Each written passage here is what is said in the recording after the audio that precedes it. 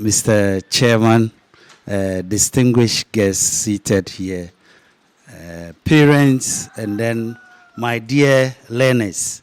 Mr. Chairman, with your permission, I would like to speak our local dialect, Hausa. Natama, the nazo Dr. Nasiba ta invite na. She nima na invite Dr. Mubarak. Natwa da muka zo da na gan edifice. Ya yi min dadi pa kaman musulmai mu ma mu yi wani abu aka. Dan use kaina as an example ma yaran da ke nan ga. Da na tashi muna zuwa school. Ana cikin zuwa school. Muna zuwa school daga Madina. She yara da muka zama yara ba mu da hankali. She muka fara bin wadansu abokanai da suke janmu zuwa ga wadansu ayyuka. Isa muna mu bar Madina mun sallame iyayenmu da mu school. She mu je Carnation Complex. Wai me da mu yi wanka cikin swimming pool. Lokacin na class 6. Isa yan waye na su sun je wadansu je school. She mu je Carnation Complex. Mu je muna wasa.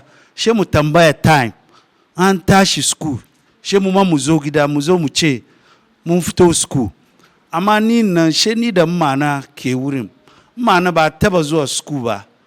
Ba taba zuwa class 1 ba. Isa ba ta san ko me ka zo ka gaya mata. Ta yadda. Isa ina nan she rana guda wani babban mutum. Gani mun je mu yara kaman 5 mun fita Madina mun je Kanishi. Mun je mu yi wanka. She aka baban ne kira ni gefe. She gaya min yaro. Ka san abin da kana cikin school uniform. Ka sa rigan school. Na ka fito na ce o Madina muka fito. Madina kuka fito ka zo nan ba ka te school ba. Na ce o na bi wadansu abokanai na muka zo nan ga muka yi. She gaya min duba rayuwan ga da muke ciki ba wasa ba no. Mu man da muke nan ga ni wai shi bai je school ba iyayen shi ba su kai shi school ba. Amma duba yanda yake wahala. Inde ni man na so in zo wahala kaman shi ma yanda ya wahala. To shi maganan duka-dukan da dai gaya min kenan. She da na zo gida. Shi na zo na gaya mamma na kaman gaskiya so dai wannan kina ce mu je school ban zuwa school. Shi ma na ta shi ta kama ni ta kai ni school daga Madina Laboni JHS. She abin da dai fito bakin headmaster na. Oh diyankin ga zuku ne bai san komi ba. Abin da headmaster ne gaya ma na kenan. Don bai sa headmaster ne gaya ma na kana. Na je school yau rana atani. Ban zuwa school kuma she dai wani bangare rana atani kuma. Isa in ba ka zuwa school me da ka zama? Ka zama zuku ko da yaran nan nike in ba ka zuwa school me da ka zama?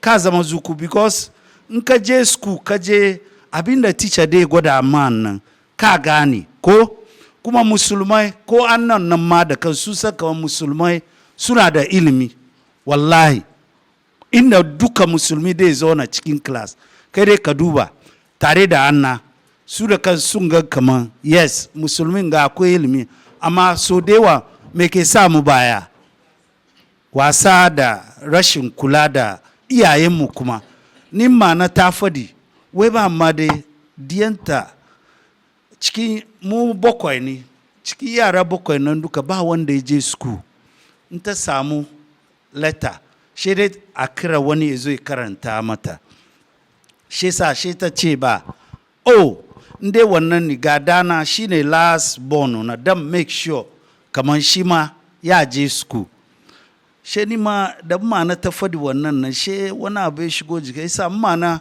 tana rely kan na ni man zo zama wani abu shine nike wasa ai dai lalle she sa ya kamata kula da school isa yaran da kuke nan ga duka ku zama medical doctors kamar yanda Dr. Mubarak ya zama ku zama professors kamar yadda ni ma nike a da University of Ghana, kuya ku zama komai da kuke so ku yi, inda kun sa himma abin da kuke so ku yi.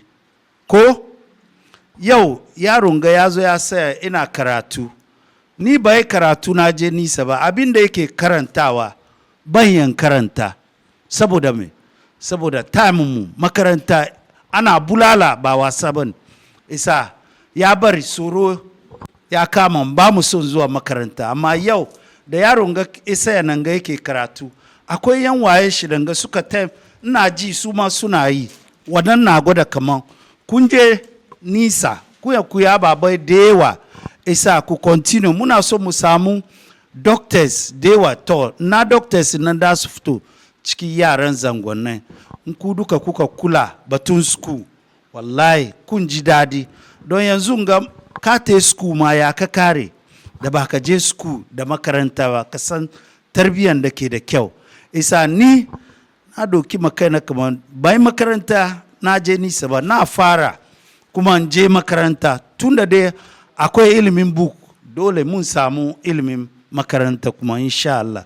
Isa yara na abinda nike da shi ga ku ne, ku sa himma, ku yi school nan da kyau da iko Allah. In ka kare ba inda ba ku je, kun je in turai kuke so ni kun je turai da skunka ka te, baka need wani agent ezo taimake ka karbi kudinka, ka je inda duka kake so ka je.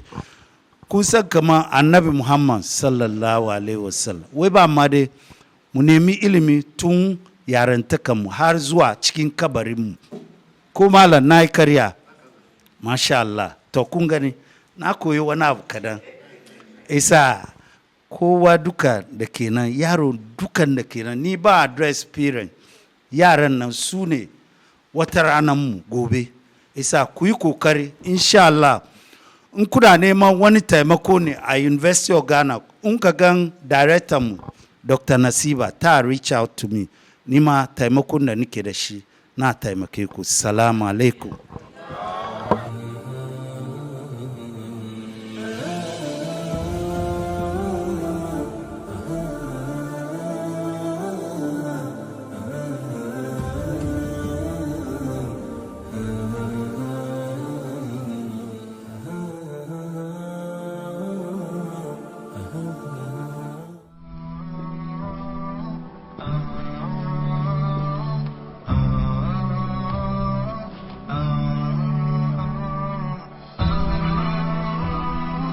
HAFIZ TV, unique every day.